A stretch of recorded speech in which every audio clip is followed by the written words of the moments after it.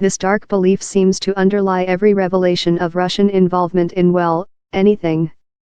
The Russian state clearly meddled in last year's elections in the United States, while seeking every opportunity to sow discord in Europe and other democratic regions. Western authorities need to get to the bottom of that and figure out how to fight back against such interference. If Americans or other Westerners broke the law, they should be prosecuted vigorously. If you're wondering what the crime is, however, well, so is everybody else. Ross filed an elaborate disclosure form when nominated to be Commerce Secretary in 2016, but it didn't list every investment by every entity he had a stake in, and Ross omitted his connection to Sibur. Nobody is saying Ross should have disclosed every investment, only that the Senate would have liked to know that Ross did business with a couple of prominent Russians. Had they known, would it have changed anything? Probably not. But now Ross has been tainted by association with Russians, as have other members of the Trump administration. Some of those connections are quite problematic.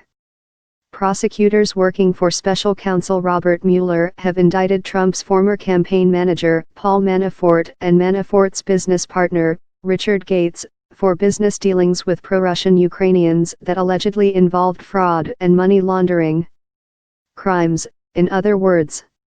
Other Trump campaign officials seem to have sought Russian help digging up campaign dirt on Trump's 2016 opponent, Hillary Clinton, which was ham-handed at best and criminal at worst.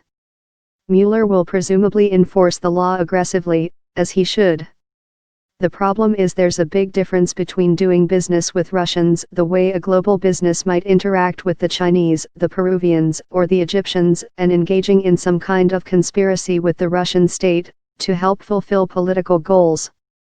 A business deal isn't automatically a crime just because Russians are involved. Russia is the world's second largest producer of both oil and natural gas, with about 12% of the global oil market and more than 16% of the world's gas production. It ships energy all over the world, so if you're in the business of energy transportation, you're almost certainly going to encounter Russian firms. Corruption has undoubtedly put most of Russia's energy wealth in the hands of a few politically connected kleptocrats. But nobody expects Western firms to redress that problem, which would obviously be impossible. What Western firms are required to do is abide by the laws of the countries they operate in. Identify lawbreakers. Punish them. And aggressively combat Russia's efforts to undermine American democracy. But don't see a villain in every dacha. Worry instead about our own villains.